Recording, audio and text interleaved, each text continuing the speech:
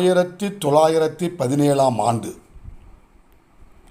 பிறந்த மூவர் உலக புகழ் பெற்றனர். அவர்கள் வாழ்விலே சில சம்பவங்கள் ஏறத்தாழ ஒரே மாதிரி நிகழ்ந்தது. அப்படி இருந்தும் அதில் ஒருவர் மட்டும் மாறுபட்டார்.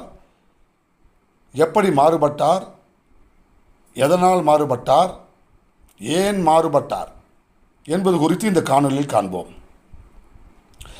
1917 பிறந்தவர்களில் உலக புகழ் பெற்றவர்கள் மூவர். அதில் முதலாமவர் அமெரிக்க அதிபராக இருந்த ஜான் எஃப் கென்னடி.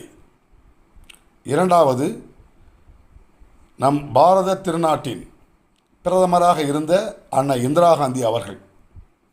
மூன்றாம் அவர் நம் இதய தெய்வம் புரட்சித் தலைவர் பொன்மனச்செம்மல் எம்ஜிஆர் அவர்கள்.